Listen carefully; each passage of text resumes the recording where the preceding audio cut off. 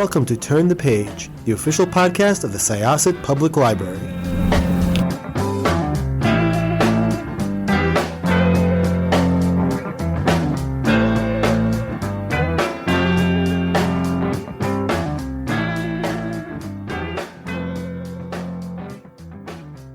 Hello, everybody. This is Evelyn Hershkowitz, Reader Services Librarian from the Syosset Public Library.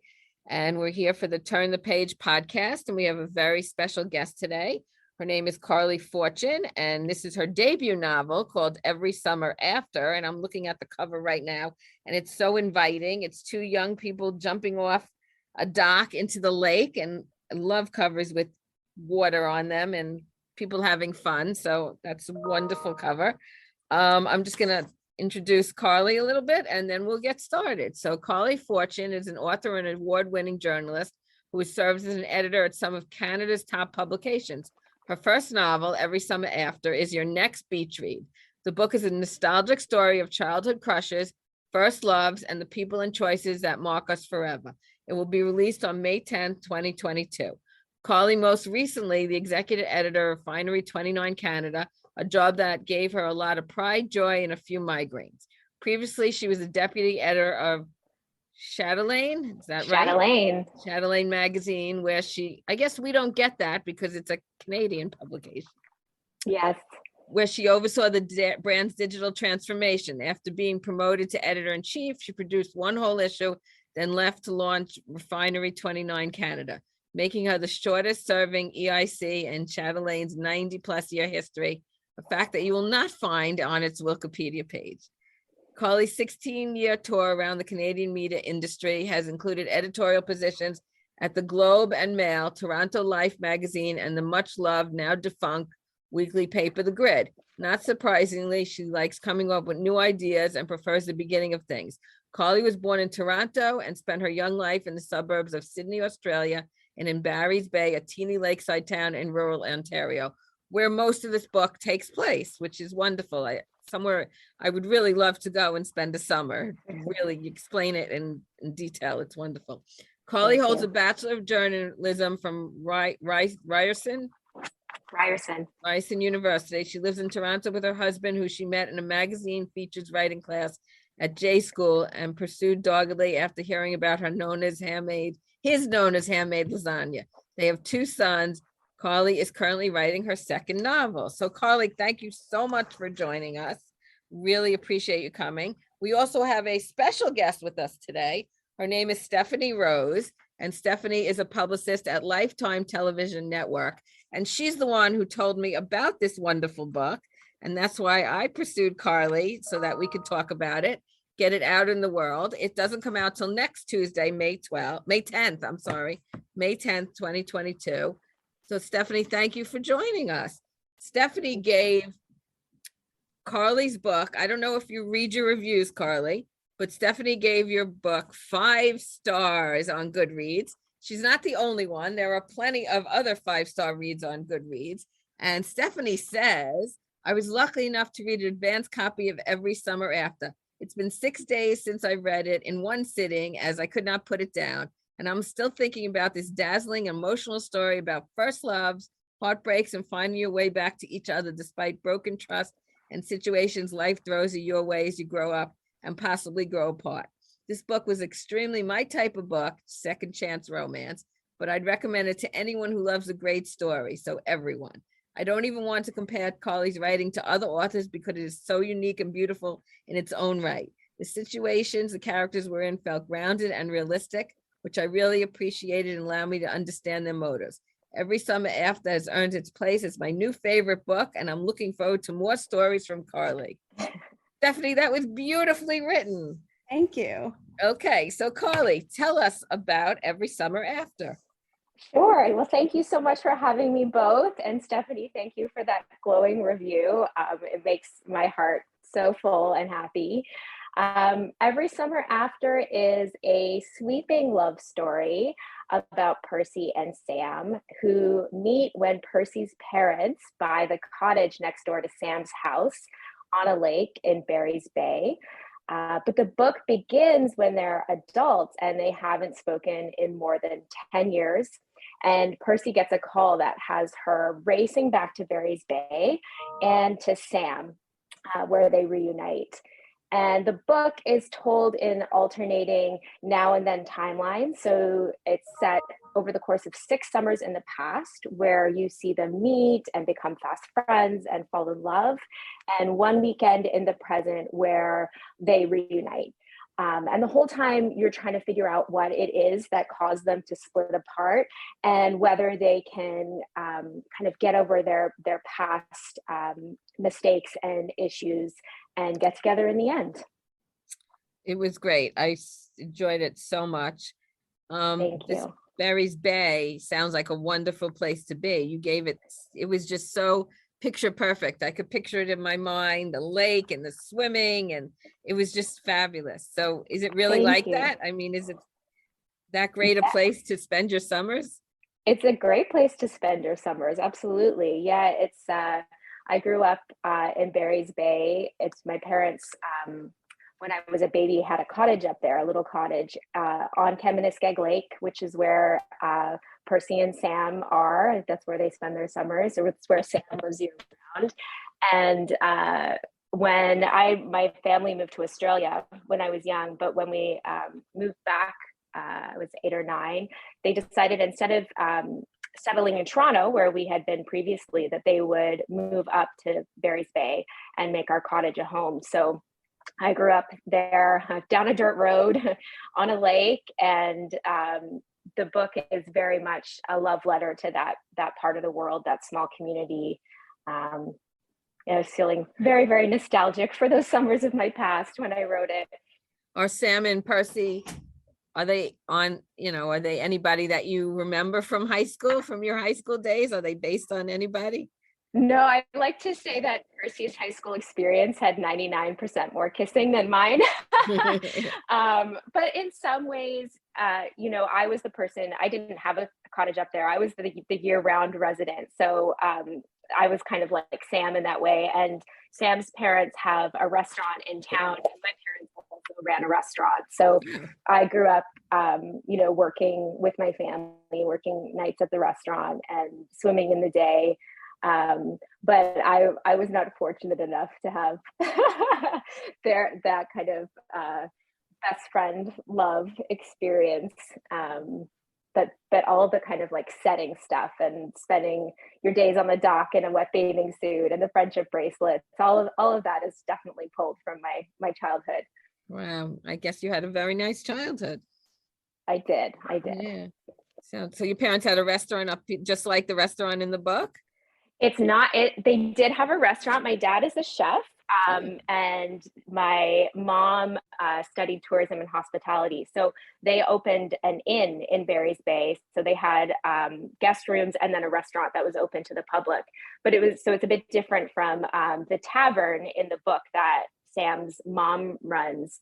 But that restaurant is based on a real restaurant in the area called the Wilno Tavern, which is specializes in kind of Polish traditional dishes like pierogies and cabbage rolls.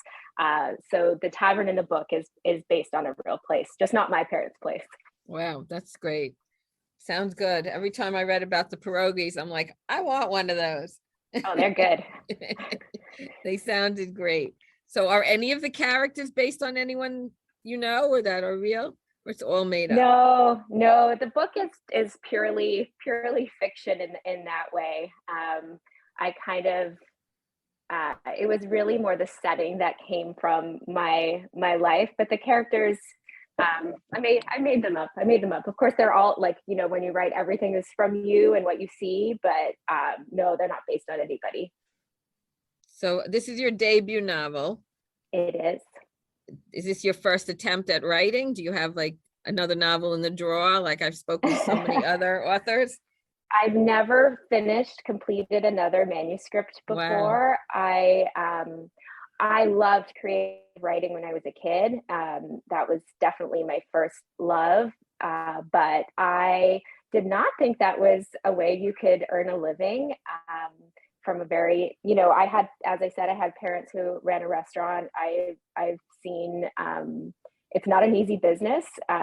Barry's Bay is a working class town. There's, I've seen kind of like financial struggle up close. And so I just kind of put the idea of being a writer in away. Like I didn't think I could make a living doing that. And I didn't know what I wanted to do as I grew up. And a friend suggested I go into journalism because I loved magazines. I just loved magazines so much.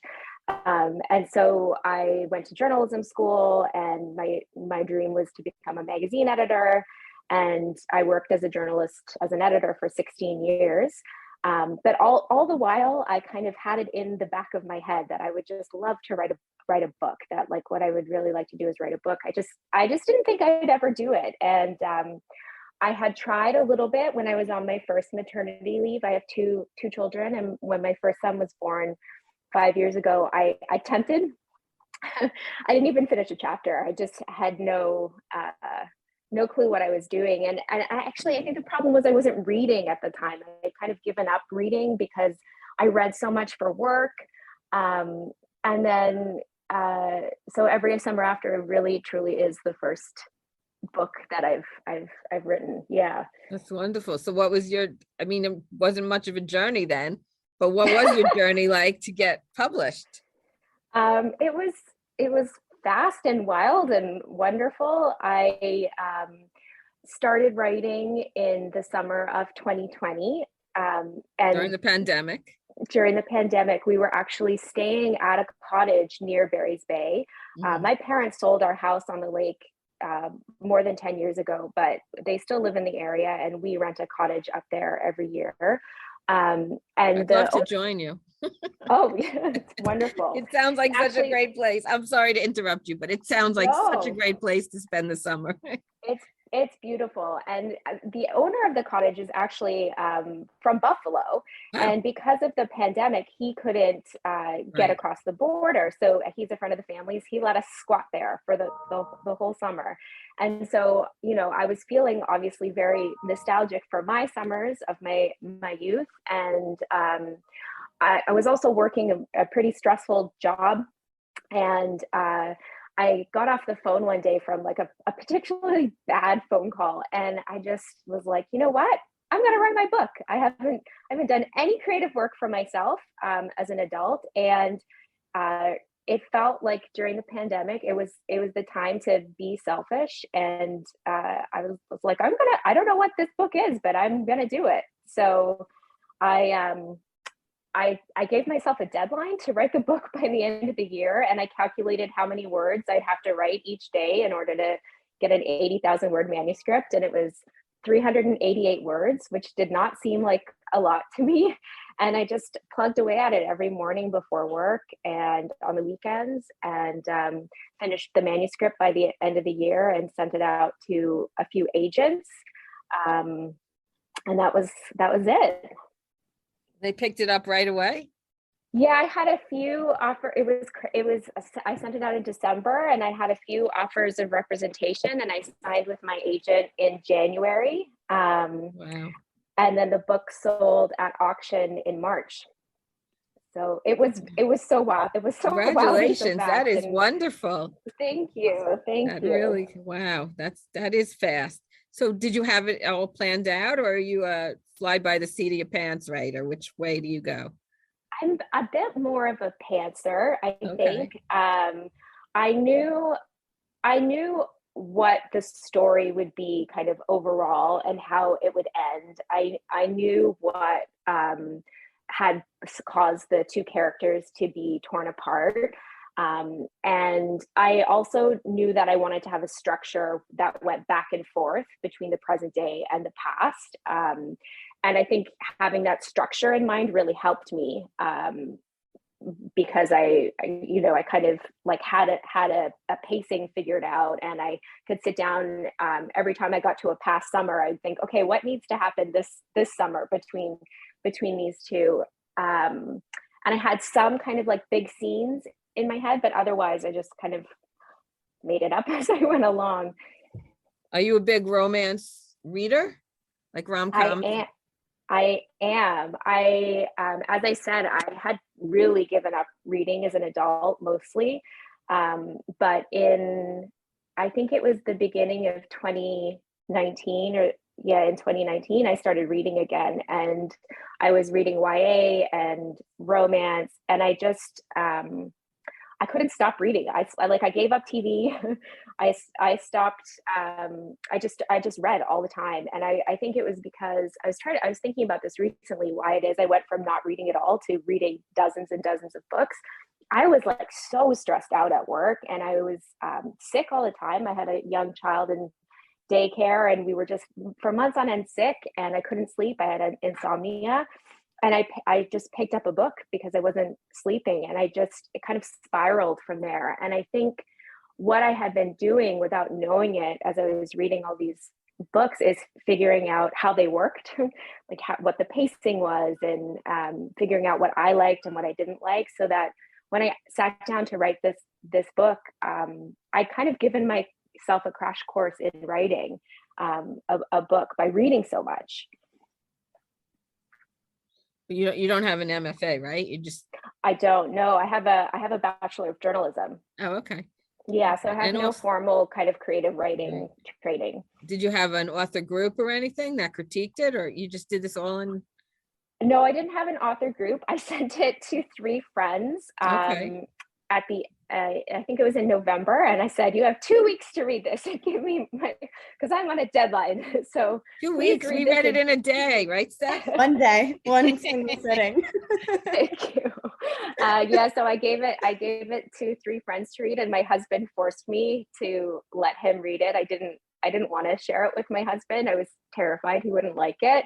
But he was like, you've just like spent you've changed your life to writing this book, and like I get to read it. So, Right, of course. yeah. So my husband also studied journalism. He's a teacher now, but he after he read it, he was kind of like, "There's a lot of typos. You need to fix these typos before you send it to an agent." So he copy edited it for me. Wow, that's great. That's so great. So how was your time during the pandemic writing? Was that you just threw yourself into that? I did. Yeah, I would wake up early in the morning, kind of 5 a.m. and write until we had to get our kid ready for school. And so I definitely get between 5 and 6 a.m. We're usually safe, and then on weekends. And really was my happy place during the pandemic, and it was very much kind of an escape for me. And I became pregnant with our second child while writing the book too. So it was it very much feels like my youngest son turns 1 this Thursday, and Oh, so wow. this book and him kind of feel like partnered Right. together. Absolutely. Oh my God, that's great. Happy birthday to your son. Thank you. So you said you were reading a lot. So who are some of your favorite authors? Oh my goodness. Who was I reading? So I started binging Christina Lauren books. I read Emily Henry's Beach Read like a few months after I started writing, and that when I read that book, I was like, oh, this is kind of like we have very different voices, but it was kind of close in terms of like a book that tackled some tough stuff, but was ultimately still a romance and a love story. I love Emily Henry. There's an Australian young adult author named Kath Crowley, whose books I really adored. She wrote a book called Words in Deep Blue, which is about young love and grief, and that was very inspirational for me. Who else do I love? Ellen Hildebrand. 28 Summers. I loved that book. And Sally Thorne, I love. So I've read, so I just like. She's Australian, right? She is. Yeah. Yeah. Is your book coming out in Australia? It is, which is so exciting. Wow. Because I am part Australian, so that's really, really fun. Do you have family down there? I do, but not very many family members there. Yeah, Mhm. yeah. Are you And going to friends be able still. to, are you going on a tour for this book? It's going to be virtual. We're going to Okay. do some virtual things. We're hoping to do something in person up here in Canada, and I'm going to have a little launch party here in Toronto, which I'm very excited about. But I think what's great is that I'm here in Toronto, but we're doing a virtual launch party with the Blue Willow Bookshop in Houston. Oh, Um, wow. and that's so fun. It's so fun to be able to connect with people, south of the border. And I think that's one great lesson we've learned from the Right. pandemic. I think that's the only great lesson we Yes. can speak to people like Stephanie right now. She's from New York, but she's out in California right now. LA for work. Yes. Yeah, that's why it's So so great. that's the wonderful part about it, that Yeah, there were so many authors I never would have been in touch with. I never would have been able to speak to. Because of the pandemic, I'm able to get in touch with so many different people, and we're able to put this out on our Turn the Page podcast, and have people get to know Absolutely. and, find out what's coming out and what's out there, new books. And we're just so happy we're able to do this. Yes, for You said you're sure. writing your second, also a I am. rom-com? I wouldn't call it a rom-com. I wouldn't call it Every Summer After a rom-com either. I don't think. emotional romance. Yeah, I mean, there is some calm, but it's not as bantery and light, I think, as a rom-com. This book that I'm writing is also a love story. And yeah, I'm working on the second draft, which Oh, is wow. due in 2 weeks. Oh, Which is it's such a wild time because because Every Summer After is coming out shortly too, and it's just madness. It's just madness. My life right now is so different than what it was a year ago. are you a full-time author now? Did you give up your I job? am. Yes. Wow. Yeah, yeah, yeah. It was a hard decision to make, just because I've never really seen myself as being someone who wanted to be self-employed.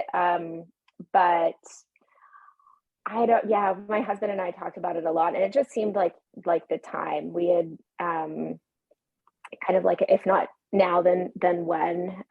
We had moved homes. We had the second child last year, and my book deal was a two book deal, and my job at Refinery 29 was a really big job, and there was no way I could kind of do that and write another book and be a mom and be sane. um, so yeah, we decided to kind of make that big leap, and we'll see. We'll see how it goes. It's kind of terrifying. Yeah, well, hopefully this book will make it right onto the New York Times bestseller list, and then you can. I started my own publicity campaign for it just myself. I've told every single person. I think it's really the power of social media too. Like, it's something that's been really great during the pandemic. I found you actually because for work on my personal Twitter account, but I follow a lot of journalists and a lot of actors and everything, just the nature of the job that I'm in. And I'm pretty sure that someone from Refinery 29 had retweeted you, and that's how I had originally seen your book months ago. That's so cool too, that like other audiences who are able to see things on social media and connect and take recommendations. Totally. Yeah, I have such a love-hate relationship with social media. Like, I love following people on social media, but I find I have to set reminders for myself to post, and I'm on Instagram because I find it I get distracted so easily. And if I post something, I'm distracted for 2 hours after that. And so I find it very difficult. But almost every day, I'm reminded why it's so powerful and useful and wonderful to connect with people. And so I'm happy to be on it, but I really need to be tough with myself about doing it. Could be a Yeah, well, scary definitely place. we need to tweet this out and get it on Instagram, and that's how I picked. I don't know if you read, did you read The Lost Apothecary by Sarah Penner? I have not. Okay, that was a book that I found before it came out also, and it's her debut novel also. And her book just took off like a rocket and was on the New York Times bestseller list in like 2 weeks after it came out. It was That's amazing. so So, exciting. yeah, I'm It's hoping so the same wonderful. happens for you. Oh, thank you. Thank you. Yeah, I think it will. I do. I think we all need a good romance in our life. I agree. I agree. I know that I didn't, I kind of wrote the book that I wanted to read, and um I can't really handle anything other than a happy ending right now. And maybe that will change in a little while, but certainly when I was writing in 2020 and through to now, there's just so much darkness, and Mhm. I wanted a book that felt realistic and did grapple with some of the tougher stuff, but ultimately I wanted to take people on a story that would end happily. I thought Nope. the twist that I will not spoil here was so smart, and the twist of what one of the characters did know. I was like, oh my God, that is cut that out. That I was like, that is so smart, because it really changes that you look back at like the character's actions and you're like, oh wow, like that is really an interesting way to act. And a Yeah. very commendable way to act to still love someone. Yeah, no, I think, I think empathy and forgiveness are superpowers and lacking in our world. And so those were things that I wanted to explore. And I think it will be challenging. In some ways it's challenging. But I think also, I love young adult fiction, and I love teenagers, and it is really hard to be a teenager, and you screw up a lot. And so I wanted to really honor that experience. You definitely Yeah. did. Yes, Thank you. absolutely. Do you know anybody like Sam? Because I think he would be great for your stuff. I would love to date. I don't know a Sam. A lot of Sam I was based on me. Stephanie. That's so awesome. That's so funny. He was so wonderful. I had taken a picture of one of the pages when I was reading it, and I have it saved on my favorites. And it just like I think about the line all the time. It's from page 186, that scene in the car when he was like, I loved you, and she says, I know, and he was like, you broke my heart. I think about that all the time. I love nothing more than like emotional like angst with a happy ending. So this book is unlike anything I've read, and I've read a lot. Thank you, Anne Evie. You are And very it's just welcome. it really hits in a different way, and I think that people are going to see that and really love that. Thank you. I love that line too, and I'm so glad that it spoke to you. Yeah, it's my first book, so this it's like, oh my God, people read it and they like it. I remember when you reached out to me, Stephanie, I was like Yeah, on cloud nine for a week. I was so excited about it. It's so funny. My mom read it first. My aunt Evie and her husband and my mom are siblings. So my mom read it first because she took it from me, and I was like, can you finish it? I need it like immediately. And as soon as I started reading, I remember being like, don't tell me that he has a girlfriend. Like I was screaming from my room. I went to visit them. Like I was home from the city, and I was like, do not tell me that he has. And she's like, I can't tell you anything. I read it in one sitting, and I was texting you and Evie. I was like, I can't stop. Oh my gosh. Yeah, no, that's also been so incredible to see how many people are reading it in a sitting. Yeah, Wow, it's so humbling. it's incredible. It's so good. But I mean, I was also very appreciative that you responded when I reached out. I mean, I think that's awesome too, to be able to connect Oh, with. yeah, I mean, that's why we're there. That's awesome. Yeah, it's great. It's absolutely great that authors have been so, they've been just so great. I mean, me being in a library, they love to talk to librarians. Thank God. I'm so glad that they do.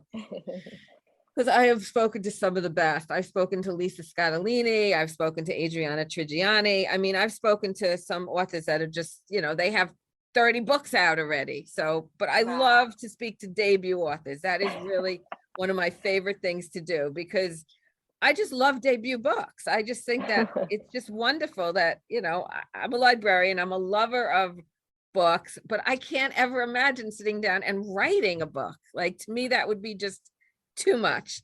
But reading Well, it, I couldn't imagine that either until I did it. So you never know. yeah, no, I think it's fabulous, and I'm very happy for you. I wish you only the best. And like I said, Thank hopefully you. we'll be seeing this on the USA bestseller list and the New York Times. And I don't know what's up there in Canada, but I'm sure they have something of equivalence, right? We do. Yes. Yeah. And you know what the thing is, a lot of Canadian authors, their books don't come down to the States.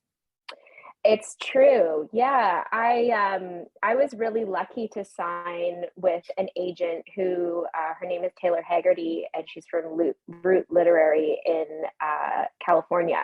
Oh, okay. So I, was really lucky that way. And we signed with Berkeley, which was owned by Penguin Random House, Right. and Penguin Canada came on board with them. So I've been really lucky in that. I really care about reaching an audience, it's a commercial book. I wanted to reach a lot of readers. I hope, fingers crossed. And so it's so great to have an American publisher and a Canadian publisher together. It's really special. Yeah, I think it'll also be a great book club book. I agree. Yeah, we put together a book club kit. Oh, great. So I'm going to get that up on my website soon. And it's got lots of fun things in there. Yeah. Oh, that's great. I love when you do that. I think it'll be great for like Stephanie's age group for a book club. Yeah. I think that'll be fabulous. You need to get a book club together, Steph. Actually at work, they were talking about doing a book club. So this will be the first one. Yeah, this could be your first book that you I do. love it. Between all the It's a paperback, so that people love that. It's easy to purchase, although everybody her age probably does it digitally. I bought this one. I pre-ordered the Canadian cover too, so I can have it. Oh my God. It's just so pretty. I'm also like, I work in TV. I work with characters like this. It's so like in my system to like love characters and like connect to stories. So I like this just really like stuck out in my mind as like just such a wonderful story. Is it out in audiobook? Is there an audiobook? Yeah. Yes, we recorded an audiobook, which was so fun to learn about how that process worked and hear the auditions. And yeah, so that will be out as well. It's going to be wonderful. The narrator, she's fabulous. She's doing all the voices. Yes. So it's one narrator doing the voices. And for her audition, there were 3 excerpts from the book that there were, I think, 5 actors auditioning. And so they would read the same 3 excerpts, and you could hear, like, one was a present day scene. So you could hear them do the adult kind of voices. And then one was from the past. So you could hear the kids and the parents. And then another was just kind of straight narration. So it was really cool. Really cool. Who's the narrator you chose? I'm a very big audiobook person. You know what? I don't have her full name yet. Oh, okay. She's Canadian. It was okay. recorded up here in Canada. We have a really amazing community of voice actors here in Canada. So it was recorded here in Toronto. And I don't have her full name yet. I have initials, so I will let you know. Okay, sounds good. Well, I purchased the audiobooks and the ebooks for Overdrive. So I will make sure that this is in the collection, and I'm sure we'll be getting a print copy. So anyone listening, please give us a call. We'll be happy to put it on hold for you. And Amazing. Stephanie and I will get your book out there. Yes, we will. Thank you. So we really appreciate you speaking with us. Stephanie, thank you for being my special guest. Thank you. Thank you for letting letting me. Thank you so much for being here with us. Thanks for having me. It's been a delight. So we're going to close this chapter of Turn the Page.